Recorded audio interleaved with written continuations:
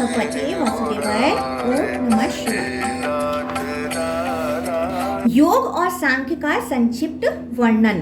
व्यास जी कहते हैं, जिस प्रकार दुर्बल मनुष्य पानी के वेग में बह जाता है, उसी प्रकार निर्बल योगी विषयों से विचलित हो जाता है, किंतु उसी महान प्रवाह को जैसे हाथी रोक देता है, वैसे योग का महान बल पाकर योगी भी समस्त विषयों को रोक लेता है, उनके द्वारा विचलित नहीं होता। योग शक्ति संपन्न पुरुष स्वतंत्रता पूर्वक समस्त प्रजापतियों में, मनुओं और तथा महाभूतों में प्रवेश कर जाते हैं। अमित तेजस्वी योगी के ऊपर क्रोध में भरे हुए यमराज, काल और भयंकर पराक्रम दिखाने वाली मृत्यु का भी जोर नहीं चलता। वह योग बल पाकर अपने हजारों रूप बना सकता और उन सब के द्वारा इस पृथ्वी पर विचर सकता है। फिर तेज को समेट लेने वाले सूर्य की भांति वह उन सभी रूपों को अपने में लीन करके उग्र तपस्या में प्रवृत्त हो जाता है। बलवान योगी बंधन तोड़ने में समर्थ होता है, उसमें अपने को मुक्त करने की पूर्ण शक्ति होती है। द्विजवरों मैंने योग की स्थूल शक्तियां बताई हैं। अब दृष्टांत के लिए योग से प्राप्त होने वाली कुछ सूक्ष्म शक्तियों का वर्णन करूंगा तथा आत्म समाधि के लिए जो चित्त की धारणा की जाती है उसके विषय में भी कुछ सूक्ष्म दृष्टांत बतलाऊंगा। जिस प्रकार सदा सावधान रहने वाला धनुर्धर वीर चित्त को एकाग्र करके प्रहार करने पर लक्ष्य को वेध देता है, उसी प्रकार जो योगी मन को परमात्मा के ध्यान में लगा देता है वह निसंदेह मोक्ष प्राप्त कर लेता है। जैसे सावधान मल्लाह समुद्र में पड़ी हुई नाव को शीघ्र ही किनारे लगा देता है, उसी प्रकार योग के अनुसार तत्व को जानने वाला पुरुष समाधि के द्वारा मन को परमात्मा में लगाकर देह का त्याग करने के अनंतर दुर्गम स्थान परम धाम को प्राप्त होता है। जिस प्रकार सावधान सारथी अच्छे घोड़ों की रथ में जोतकर धनुर्धर श्रेष्ठ वीर को तुरंत अभीष्ट स्थान पर पहुंचा देता है, वैसे ही धारणाओं में चित्त को एकाग्र करने वाला योगी लक्ष्य की ओर छूटे हुए बाण की भांति शीघ्र परम पद को प्राप्त कर लेता है। जो समाधि के द्वारा अपनी आत्मा को परमात्मा में लगाकर स्थिर भाव से बैठा रहता है, उसे अजर बुढ़ापे से रहित पद की प्राप्ति होती है। योग के महान व्रत में एकाग्रचित रहने वाला जो योगी नाभि, कंठ, पार्श्वभाग, हृदय, वक्षस्थल, नाक, कान और नेत्र और मस्तक आदि स्थानों में धारणा के द्वारा आत्मा को परमात्मा के साथ युक्त करता है, वह पर्वत के समान महान शुभाशुभ कर्मों को भी शीघ्र ही भस्म कर डालता है और इच्छा करते ही उत्तम योग का आश्रय ले मुक्त हो जाता है। निर्मल अंतकरण वाले यति परमात्मा को प्राप्त करके तद्रूप हो जाते हैं, उन्हें अमृत तत्व मिल जाता है, फिर वे संसार में नहीं लौटते। ब्राह्मणों, यही परम गति है जो सब प्रकार के द्वंद्वों से रहित, सत्यवादी, सरल तथा संपूर्ण प्राणियों पर दया करने वाले हैं। उन महात्मा को ही ऐसी गति प्राप्त होती है। मुनि बोले, साधु शिरोमणे, दृढ़ता पूर्वक व्रत का पालन करने वाले यति उत्तम स्थान स्वरूप भगवान को प्राप्त होकर क्या निरंतर उन्हीं में रमण करते रहते हैं, अथवा ऐसी बात नहीं है? यहाँ जो तथ्य हो उसका यथावत वर्णन कीजिए। आपके सिवा दूसरे किसी से हम ऐसा प्रश्न नहीं कर सकते। व्यास जी ने कहा, मुनिवरों, आपने जो प्रश्न किया है वह उचित ही है। यह विषय बहुत ही कठिन है, इसमें विद्वानों को भी मोह हो जाता है। यहाँ भी जो परम तत्व की बात है उसे बतलाता हूँ, सुनो। इस विषय में कपिल के सांख्य मत का अनुसरण करने वाले महात्माओं का विचार उत्तम माना गया है। देहधारियों की इंद्रियां भी अपने सूक्ष्म शरीर को जानती हैं, क्योंकि वे आत्मा के कारण हैं और आत्मा भी उनके द्वारा सब कुछ देखता है। आत्मा से संबंध न रहने पर वे काठ और दीवार की भांति जड़ मात्र हैं तथा महासागर में उसके तट की भूमि की भांति नष्ट हो जाती हैं। विप्रवरों, जब इंद्रियों के साथ देहधारी जीव सो जाता है, तब उसका सूक्ष्म शरीर आकाश में वायु की भांति सर्वत्र विचरता रहता है। वह यथा योग्य वस्तुओं को देखता, स्मरण करता, छूता और पहले की ही भांति उन सब का अनुभव करता है। संपूर्ण इंद्रियां स्वयं असमर्थ होने के कारण विषय के द्वारा विष के द्वारा मारे हुए सर्पों की भांति अपने अपने गोलकों में विलीन रहती हैं। उनकी सूक्ष्म गति का आश्रय लेकर निश्चय ही आत्मा सर्वत्र विचरता है। सत्व रज तम बुद्धि मन आकाश वायु तेज जल और पृथ्वी, इन सबके गुणों को व्याप्त करके क्षेत्र के आत्मा संपूर्ण क्षेत्रों में विचरण करता है। जैसे शिष्य महात्मा गुरु का अनुसरण करते हैं, उसी प्रकार इंद्रियां क्षेत्रज्ञ आत्मा का अनुसरण करती हैं। सांख्य योगी प्रकृति का भी अतिक्रमण करके शुद्ध सूक्ष्म परात्पर निर्विकार समस्त पापों से रहित अनामय निर्गुण तथा आनंदमय परमात्मा श्री नारायण को प्राप्त होते हैं। विप्रवरों, इस ज्ञान के समान दूसरा कोई ज्ञान नहीं है। इसके विषय में तुमको संदेह नहीं करना चाहिए। सांख्य ज्ञान सबसे उत्कृष्ट माना गया है। इसमें अक्षर ध्रुव एवं पूर्ण सनातन ब्रह्मा का ही प्रतिपादन हुआ है। वह ब्रह्मा आदि मध्य और अंत से रहित, द्वंद्वों से अतीत, सनातन, कूटस्थ और नित्य है, ऐसा शांतिपरायण विद्वान पुरुषों का कथन है। इसी से जगत की उत्पत्ति और प्रलय आदि रूप संपूर्ण विकार होते हैं। गुण तत्वों की व्याख्या करने वाले महर्षियों ने शास्त्रों में ऐसा ही वर्णन किया है। संपूर्ण ब्राह्मण देवता वेद तथा सामवेता पुरुष उसी अनंत अच्युत ब्राह्मण भक्त तथा परम देव परमेश्वर की प्रार्थना करते और उनके गुणों का चिंतन करते रहते हैं।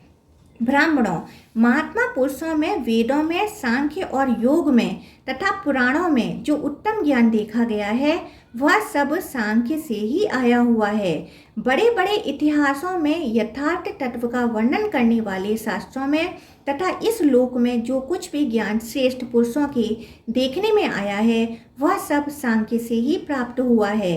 पूर्ण दृष्टि, उत्तम बल, ज्ञान, मोक्ष तथा सूक्ष्म तप आदि जितने भी विषय बताए गए हैं, उन सब का सांख्य शास्त्र में यथावत वर्णन किया गया है। सांख्य ज्ञानी सदा सुखपूर्वक कल्याणमय ब्रह्मा को प्राप्त होते हैं। उस ज्ञान को धारण करके भी मनुष्य कृतार्थ हो जाते हैं। सांख्य का ज्ञान अत्यंत विशाल और परम प्राचीन है। यह महासागर के समान अगाध, निर्मल और उदार भावों से पूर्ण है। इस अप्रमेय ज्ञान को भगवान नारायण ही पूर्ण रूप से धारण करते हैं। मुनिवरों, यह मैंने तुमसे परम तत्व का वर्णन किया। यह संपूर्ण पुरातन विश्व भगवान नारायण से ही प्रकट हुआ है। वही सृष्टि के समय संसार की सृष्टि और संहार काल में उसका संहार करते हैं। क्षर अक्षर तत्व के विषय में राजा कराल, जनक और वशिष्ठ का संवाद।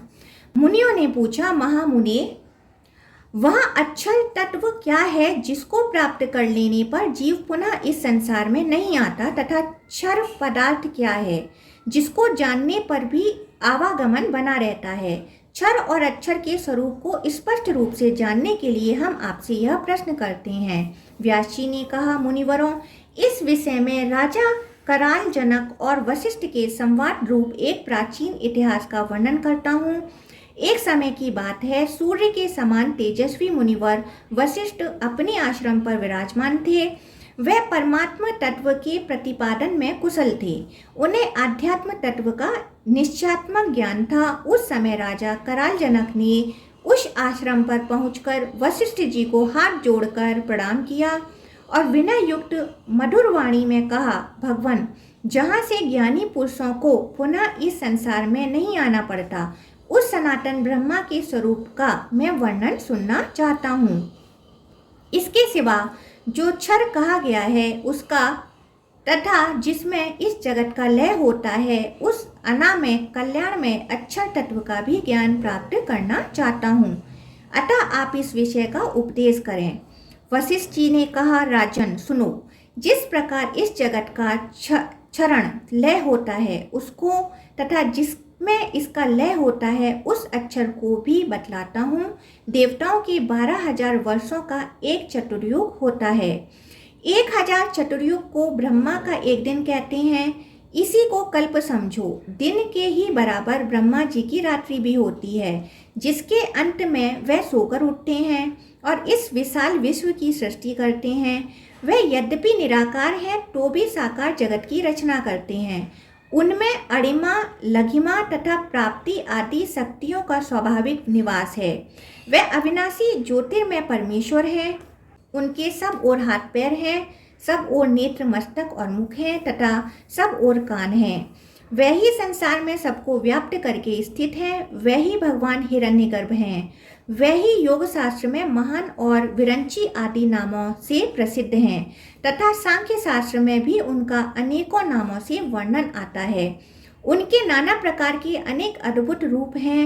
वे विश्व के आत्मा और एकाक्षर कहे गए हैं। उन्होंने संपूर्ण त्रिलोकी को स्वयं ही धारण कर रखा है तथा वे बहुत से रूप धारण करने के कारण विश्व रूप नाम से प्रसिद्ध हैं।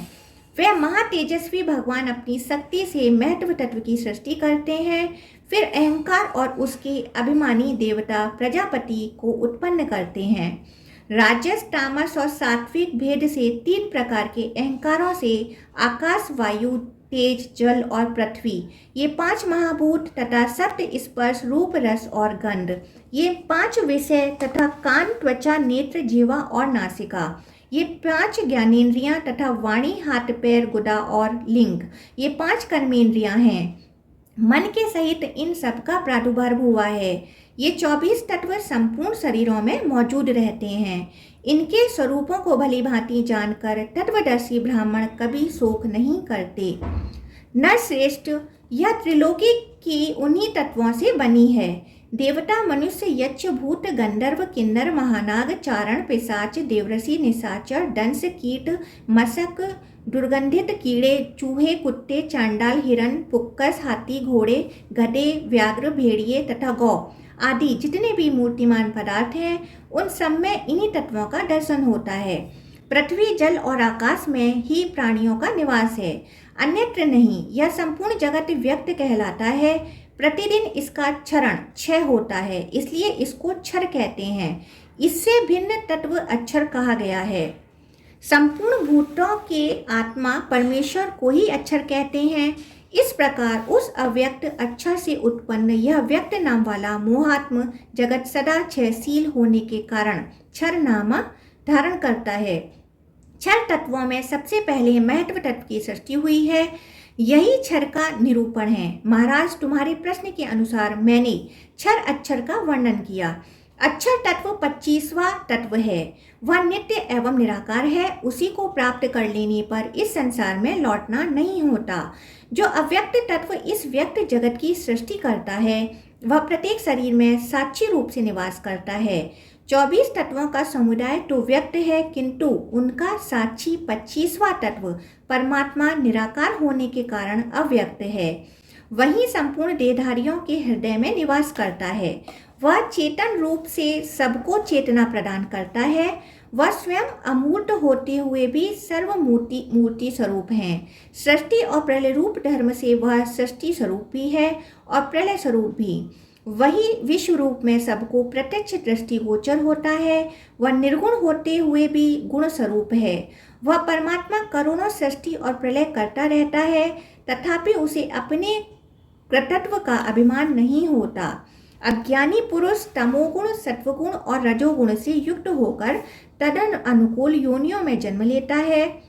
वह ज्ञान न होने अज्ञानी पुरुषों का सेवन करने तथा उनके संपर्क में रहने से ऐसा अभिमान करने लगता है कि मैं बालक हूँ, यह हूँ, वह हूँ और वह नहीं हूँ इत्यादि।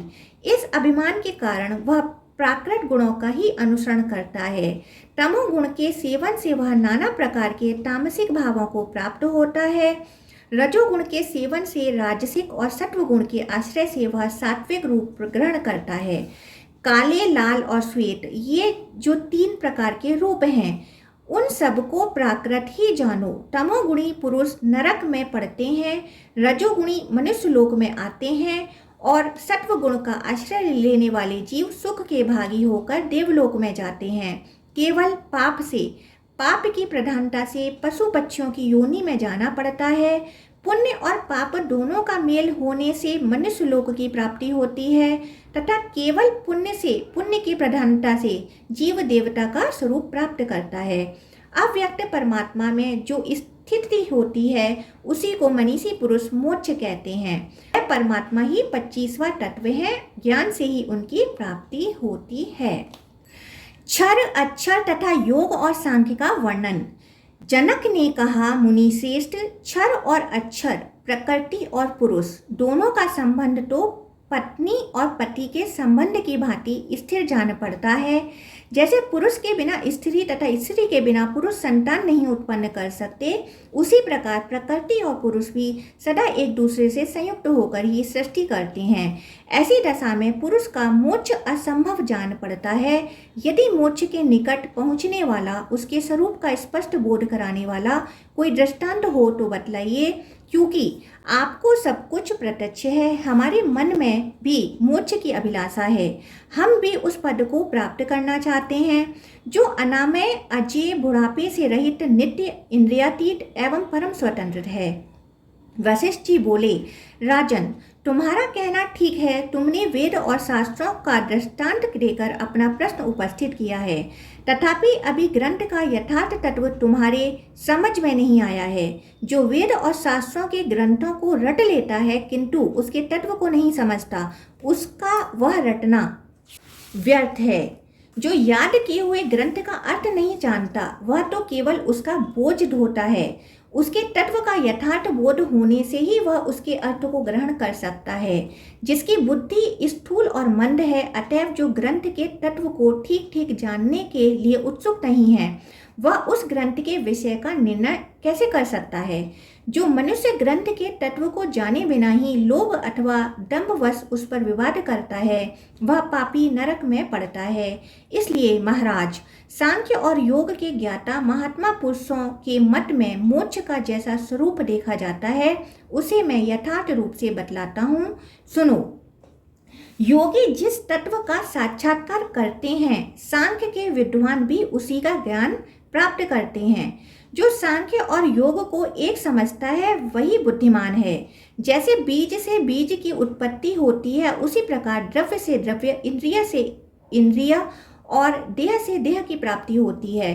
परंतु परमात्मा तो इंद्रिय, बीज, द्रव्य और देह से रहित तथा निर्गुण है, अतः उसमें गुण कैसे हो सकता है।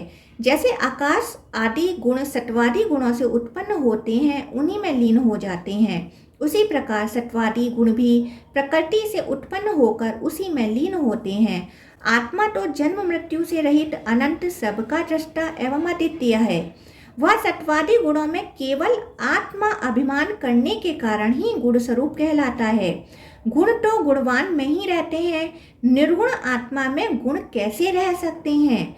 अतः गुणों के स्वरूप को जानने वाले विद्वान पुरुष ऐसा मानते हैं कि जब जीवात्मा इन प्राकृत गुणों में अपनेपन का अभिमान करता है, उस समय वह गुणवान सा ही होकर भिन्न भिन्न गुणों को देखता है, किंतु जब उस अभिमान को छोड़ देता है, उस समय देहादि में आत्मबुद्धि का परित्याग करके अपने विशुद्ध परमात्मा स्वरूप का साक्षात्कार करता है।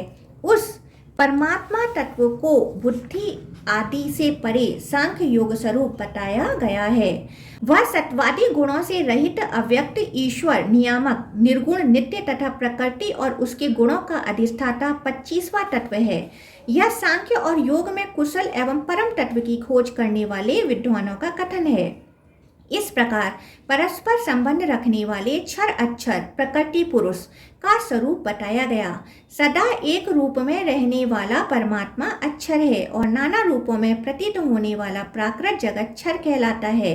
सारांश यह है कि एकत्व ही अक्षर है और नानत्व को ही क्षर कहते हैं। जब जीवात्मा 25वें तत्व परमात्मा में स्थित हो जाता है, उस समय उसकी सम्यक स्थिति बताई जाती है। एकत्व और नानत्व दोनों रूपों में उस परमात्मा का ही दर्शन होता है। तत्ववेता पुरुष एकत्व और नानत्व दोनों के पार्थक्य को भली भांति जानता है। मनीषी पुरुष तत्वों की संख्या 25 बतलाते हैं, परंतु उनमें 25वां तत्व परमात्मा है जो तत्वों से विलक्षण है। राजन, योगी का प्रधान कर्तव्य है ध्यान। ध्यान ही योगियों का सबसे बड़ा बल है। योग विद्या के ज्ञाता विद्वान पुरुष मन की एकाग्रता और प्राणायाम, ये ध्यान के 2 भेद बतलाते हैं। योगी को सब प्रकार की आसक्तियों का त्याग करके मिताहारी और जितेंद्रिय होना चाहिए। वह रात्रि के पहले और पिछले भाग में मन को परमात्मा में लगाकर अंतकरण में उनका ध्यान करे। मिथिलेश्वर संपूर्ण इंद्रियों को मन के द्वारा स्थिर करके मन को भी बुद्धि में स्थापित कर दे और पत्थर की भांति अविचल हो जाए, तभी उसे योग युक्त कहते हैं। जिस समय उसे सुनने, सूंघने, स्वाद लेने, देखने और स्पर्श करने का भी भान नहीं रहता, जब मन में किसी प्रकार का संकल्प नहीं उठता तथा वह काठ की भांति स्थिर होकर किसी भी वस्तु का अभिमान या शुद्ध बुद्ध नहीं रखता, उस समय मनीषी पुरुष उसे अपने स्वरूप को प्राप्त योग युक्त कहते हैं। ध्यानिष्ठ योगी को अपने हृदय में धूम रहित अग्नि किरणा मालाओं से मंडित सूर्य तथा विद्युत के प्रकाश की भांति तेजस्वी आत्मा का साक्षात्कार होता है। धैर्यवान मनीषी वेदवेता और महात्मा ब्राह्मण ही उस अजन्मा एवं अमृत स्वरूप ब्रह्मा का दर्शन कर पाते हैं। वह ब्रह्मा अणु से भी अणु और महान से भी महान कहा गया है। सर्वत्र संपूर्ण भूतों में स्थित होते हुए भी वह किसी को दिखाई नहीं देता। वेदों के पारगामी तत्वज्ञ विद्वानों ने उसे तम से दूर, अज्ञान अंधकार से परे बताया है। वह निर्मल एवं लिंग रहित है। यही योगियों का योग है। इसके सिवा योग का और क्या लक्षण हो सकता है।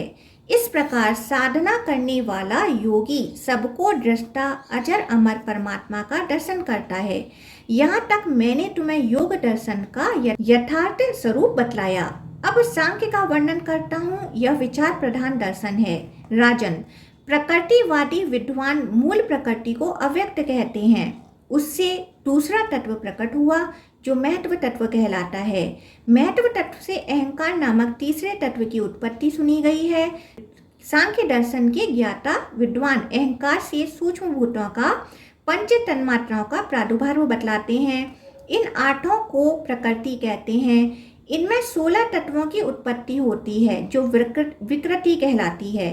5 ज्ञानेन्द्रियां, 5 कर्मेंद्रियां, 11वां मन तथा 5 स्थूल भूत, यही 16 विकार हैं। ये प्रकृति और विकृति मिलकर 24 तत्व होते हैं। सांख्य दर्शन में तत्वों की इतनी ही संख्या मानी गई है। सांख्य मार्ग पर स्थित और सांख्य विधि के ज्ञाता मनीषी पुरुष ऐसा ही कहते हैं।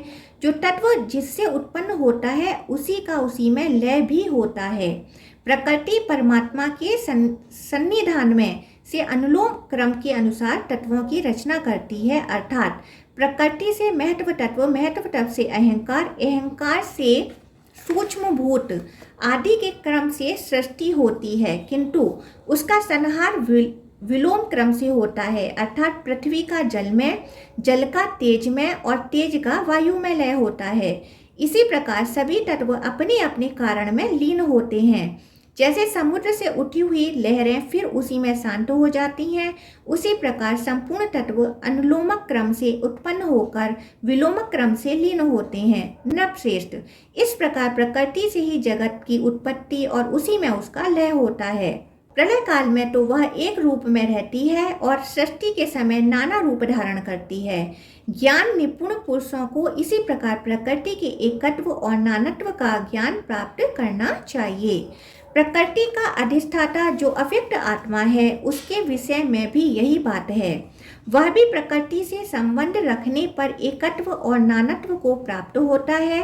प्रलय काल में तो वह भी एक ही रूप में रहता है, किंतु सृष्टि के समय प्रकृति को प्रेरित करने के कारण उसकी ही अनेकता से वह स्वयं भी अनेक सा प्रतीत होता है।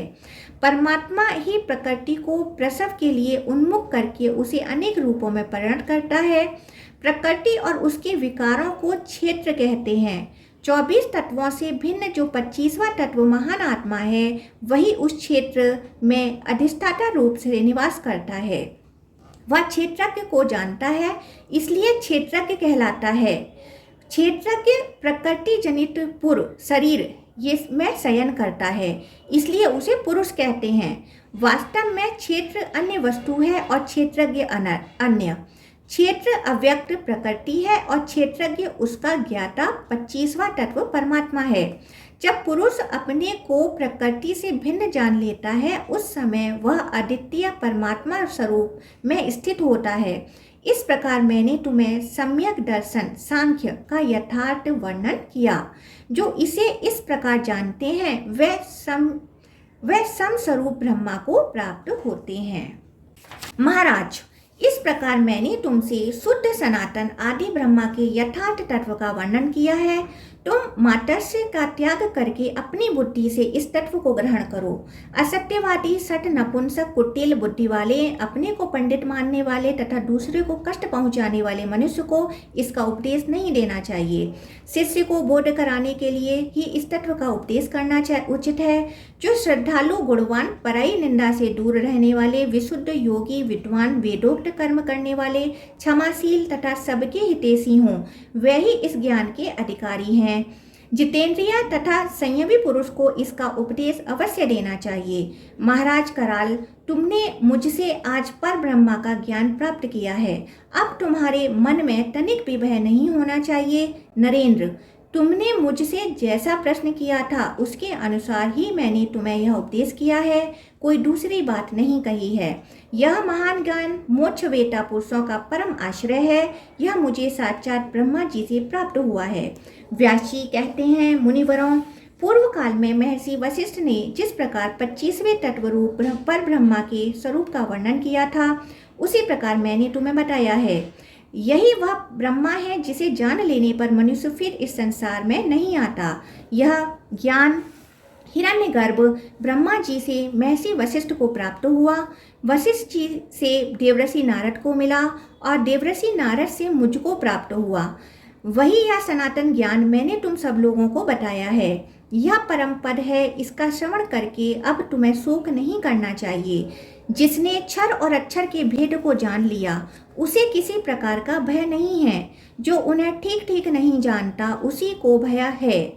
मूर्ख मनुष्य इस तत्व को न जानने के कारण बारंबार उपद्रवग्रस्त हो मरता और मरने के बाद पुनः हजारों बार जन्म मृत्यु के कष्ट भोगता है। वह देव, मनुष्य और पशु पक्षी के आदि की योनियों में भटकता रहता है। अज्ञान रूपी समुद्र अव्यक्त, अगाध और भयंकर हैं। इसमें प्रतिदिन कितने ही प्राणी डूबते चले जा रहे हैं। तुम लोग यह उपदेश सुनकर इस अगाध भवसागर से पार हो गए हो। अब तुम में रजोगुण और तमोगुण का भाव नहीं रह गया। तुम्हारी शुद्ध सत्व में स्थिति हो गई है। मुनिवरों, इस प्रकार मैंने सार से भी सारभूत परम तत्व का वर्णन किया। यह परम मोक्ष रूप है। इसे जान लेने पर मनुष्य फिर इस संसार में लौट कर नहीं आता। जो नास्तिक हो, जिसके हृदय में गुरु और भगवान के प्रति भक्ति न हो, जिसकी बुद्धि खोटी और हृदय श्रद्धा से विमुख हो, ऐसे मनुष्य को कभी इसका उपदेश नहीं करना चाहिए। ओम नमो भगवते वासुदेवाय। ओम नमः शिवाय। ओम हिरण्यगर्भाय नमः।